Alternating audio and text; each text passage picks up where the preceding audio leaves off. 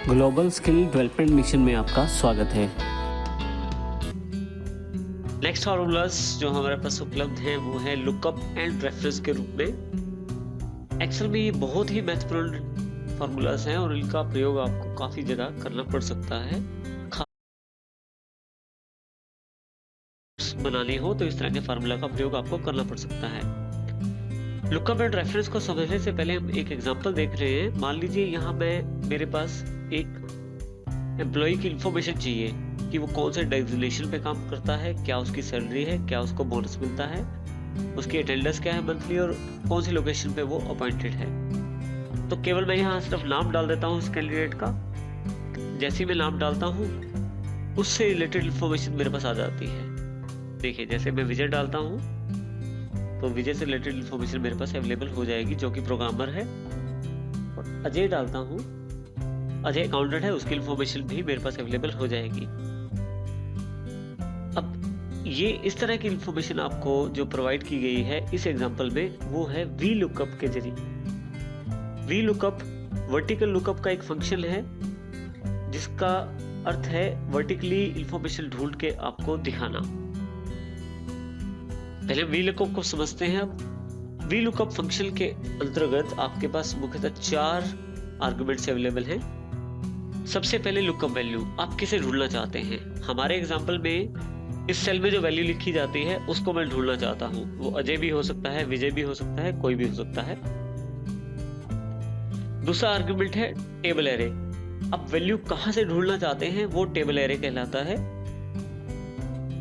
एक तरह से हम उसे रेंज भी कह सकते हैं। जिस रेंज से हमें वैल्यू चाहिए वो रेंज टेबल एरे कहलाता है। तो हमारे पास यहाँ जो रेंज है वो हमारा एक टेबल है जिसमें इंफॉर्मेशन पहले से है और हम उसमें से ढूंढ के इंफॉर्मेशन वी लुकअप हमें यहाँ प्रोवाइड करवा देता है। तीसरा जो आर्गुमेंट है कॉलम इंडेक्स नंबर, या आप कह सकते हैं इंडेक्स रिजल्ट लुकिंग फॉर। हमारा तीसरा जो आर्गुमेंट एक तरह से उस कॉलम को रिप्रेजेंट करता है जिसमें से आपको आउटपुट चाहिए। जैसे कि मैं अजय डालूं तो वो किस डेजिग्नेशन पे है, अकाउंटेंट पे है, ये जानकारी मेरे पास यहाँ अवेलेबल हो जाए।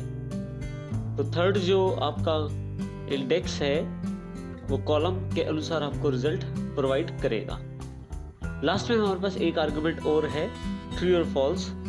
यदि हम ट्रू डाल देते हैं या कुछ भी नहीं डालते, ध्यान रखिएगा, अगर हम ट्रू डालते हैं या कुछ भी नहीं डालते, ट्रू या फॉल्स में कुछ भी नहीं डालते तो भी वो ट्रू माना जाएगा।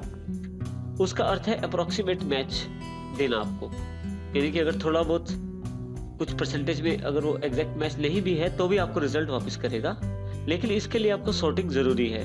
आपको जो टेबल है वो सॉर्टेड ऑर्डर में आपके पास होना चाहिए। इसी तरह से अगर आप वहां फॉल्स प्रोवाइड करते हैं तो ये आपको एग्जैक्ट मैच रिटर्न करेगा, लेकिन इसमें सॉर्टिंग जरूरी नहीं है। तो इस प्रकार से इंफॉर्मेशन आपको मिल सकती है यहाँ से। देखिए अब इसको प्रैक्टिकली समझ लेते हैं वी लुकअप को।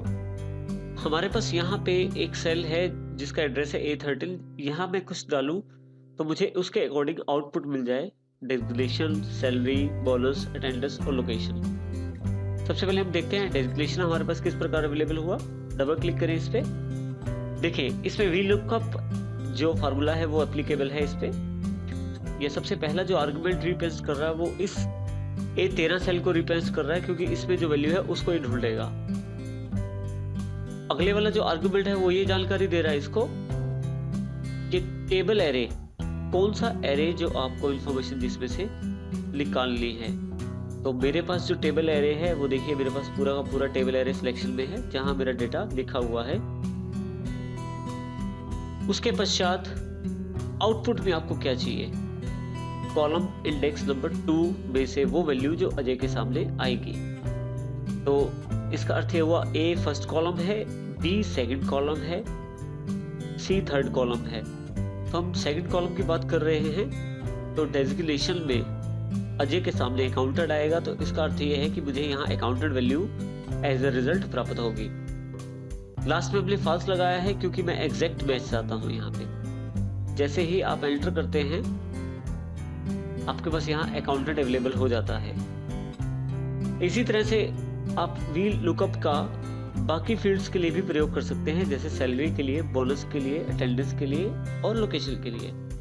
लेकिन इससे भी सरल उपाय एक और है कि आप माउस क्लिक करें जहां आपने एक वैल्यू निकाली, अगर सभी वैल्यूज रिलेटिव रेफरेंस में हैं, साथ साथ जुड़ी हुई है, तो उसे मैं राइट साइड ड्रैग कर देता हूं, तो आपके पास बाकी वैल्यूज अवेलेबल हो जाएंगी वी लुकअप के आधार पे। अब यदि आप थोड़ा सा ध्यान दें इस पे, तो सैलरी पे डबल क्लिक करें तो देखिए थोड़ा सा इसने टेबल का जो एरे है या टेबल का जो रेंज है थोड़ा सा राइट साइड की तरफ ट्रांसफर कर दिया है। अब की बार ये आपको डिसीजन देगा B13 वैल्यू पे, जो कि अकाउंटेंट रहेगी। अब जब अजय की वैल्यू ढूंढेंगे तो आपको अकाउंटेंट आंसर मिलेगा, लेकिन अब जब अकाउंटेंट की वैल्यू ढूंढेंगे तो आपको उससे अगले वाला जो बॉक्स है, सेकंड बॉक्स, जो उसमें सेकंड कॉलम जो बनता है वो सैलरी होता है इस वक्त। रेंज के अकॉर्डिंग ये जो बॉक्स सेकंड वाला है ये फर्स्ट है, अब ये सेकंड है। और इसी तरह से लास्ट जो आर्गुमेंट फॉल्स है, जैसे मैंने एंटर किया आउटपुट वहां अवेलेबल था। इसी तरह से तीसरा जो आपके पास आउटपुट है बोनस के रूप में, उसमें आप ढूंढ रहे हैं सैलरी को, रेंज आपकी फिर से बदल गई है और अब की बार जो सेकंड कॉलम बनता है वो बोनस बनता है। इस तरह से एक रिलेटिव रेफरेंस के ऊपर दूसरे रिलेटिव रेफरेंस के साथ आपको आउटपुट दिया जा रहा है वी लुकअप के द्वारा। आप चाहे तो डायरेक्ट भी ये वैल्यू ले सकते हैं। इसके लिए आपको केवल करना इतना है, जैसे आपको सैलरी की वैल्यू चाहिए की वैल्यू दे सकते हैं, जैसे जो इसका एड्रेस बैठता है A13, जो रेंज है, क्योंकि रेंज गलत है अब इसमें मुझे दोबारा रेंज देनी पड़ेगी, ये मैं दोबारा रेंज स्पेसिफाई कर देता हूं। लेकिन अब यहाँ ध्यान देने वाली बात है कि मुझे सैलरी चाहिए आउटपुट में, और जो रेंज है वो नेम वाले कॉलम से शुरू हो रहा है, जो कि पहला कॉलम है।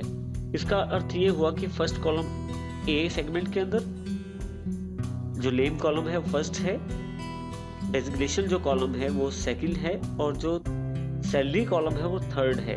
तो मुझे यहाँ 3 लिखना पड़ेगा, क्योंकि अब की बार मुझे थर्ड कॉलम में से वैल्यू वापस चाहिए। बाकी आर्गुमेंट सेम है फॉल्स। जैसे मैंने एंटर किया मेरे पास आउटपुट अवेलेबल हो जाता है। तो इस तरह से भी आप अलग अलग फील्ड के अकॉर्डिंग अपनी इंफॉर्मेशन फिर से निकाल सकते हैं। लेकिन इसमें सबसे सरल उपाय वही है कि आप अगर एक वैल्यू ड्रैग कर लेते, एक वैल्यू आ जाती है आपके पास, तो बाकी वैल्यूज आप ड्रैग करके आउटपुट में ले आइए। इस तरह से वी लुकअप का आप प्रयोग कर सकते हैं डेटा को छांटने के लिए, जो कि वर्टिकली आपको डेटा ढूंढ के